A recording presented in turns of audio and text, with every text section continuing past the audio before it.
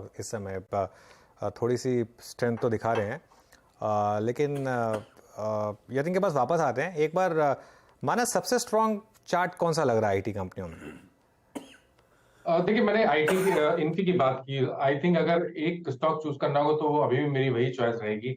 लेकिन अगर इन्फी को छोड़ दें और किसी और दूसरे स्टॉक की बात करें तो दूसरा स्टॉक टीसीएस है, जहां पर टीसीएस ने कल ही 20 डे मूविंग एवरेज पे सपोर्ट दिया था। कल मैंने इसमें शायद बीटीएसटी कॉल भी रेकमेंड किया था, और आज जिस तरह का गैप अप देखने को मिला है और स्टॉक सस्टेन हो रहा है, मेरा समझना है कि इस बार ये 3620 को भी ब्रेक करेगा और शायद 3700 की तरफ जाने की कोशिश करेगा। इसमें थोड़ा समय लग सकता है, शायद हमें 2 3 से 4 हफ्ते का समय लगे, लेकिन एक पोजीशन ट्रेड के तौर पे टीसीएस में अभी भी आप खरीदारी कर सकते हैं। 3540 का स्टॉप लॉस लगाइए। इत्तेफाक से टीसीएस से ही जुड़ा हुआ अगला सवाल है। मुझे याद है पिछले क्वार्टर में ऐसे कुछ लोगों को उम्मीद थी कि शायद कंपनी बायबैक अनाउंस करेगी। इस सेकंड क्वार्टर में कितने चांसेस हैं? तो देखिए हर्षदा, थोड़ा स्पेकुलेटिव है, लेकिन जो बायबैक के चांसेस हैं इस क्वार्टर में काफ़ी ब्राइट हैं। पिछले क्वार्टर आपको पता ही है कि सीईओ का ट्रांजिशन हुआ था अचानक से, और शायद तभी मैनेजमेंट बैंडविड्थ नहीं रही होगी बायबैक कंसिडर करने के लिए। लेकिन हिस्टोरिक अगर हम देखें, हिस्टोरिकली 2017 में सबसे पहला बायबैक टीसीएस ने अनाउंस किया था। उसके बाद 2020, 2022 और अब 2023 में एंड में, यानी 2024 से आपको ये बायबैक प्रोसेस शुरू होता हुआ दिखाई पड़ सकता है, क्योंकि टिपिकली हर 2 साल में एक बार टीसीएस ने बायबैक अनाउंस किया है।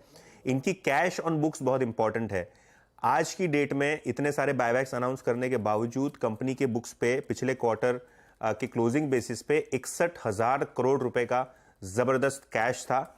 हर क्वार्टर ये 10,000 करोड़ का ऑपरेटिंग कैश फ्लो करते हैं। तो अगर आप ईयर एंड की बात करिए, मार्च एंड की बात करिए या दिसंबर की बात करिए, शायद 70-75,000 करोड़ इनके हाथ में कैश डिस्पोजल करने के लिए होगा। और लास्ट बायबैक साइज थी वो 18,000 करोड़ की थी। इसके पहले जितने भी बायबैक आए हैं वो 16,000 करोड़ रुपए के आए हैं। और अगर हम बात करें हिस्टोरिकली तो 17 से 18% के प्रीमियम पे ही बायबैक हुआ है। तो पिछला जो बायबैक हुआ था वो 4,500 रुपए प्रति शेयर के हिसाब से हुआ था। लेकिन सिर्फ रिस्क एक ही है, क्योंकि मैनेजमेंट जो सीईओ साहब है वो नए हैं, और जो कंपनी है अनसर्टन एनवायरनमेंट में कैश कंजर्व करने के लिए भी कोशिश कर सकती है। तो ये देखना होगा मैनेजमेंट इस चीज को कैसे बैलेंस करती है।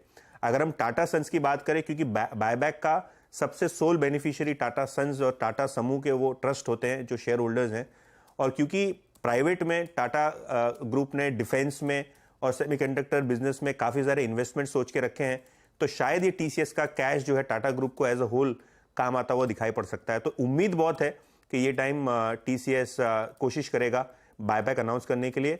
एक फाइन पॉइंट, 48 आवर्स का नोटिस लगता है रिजल्ट्स या जिस दिन बोर्ड मीटिंग हो उसके पहले एजेंडा सेट करने के लिए। तो बुधवार को अगर रिजल्ट है तो लेट में लेट सोमवार तक इनको अनाउंस करना पड़ेगा बायबैक का जो एजेंडा है या बायबैक की जो प्रोसेस है। तो फ्राइडे इवनिंग या मंडे इवनिंग क्लैरिटी तो आई जाएगी तब तक। ओके, बिल्कुल यतिन, क्लैरिटी आ जाए।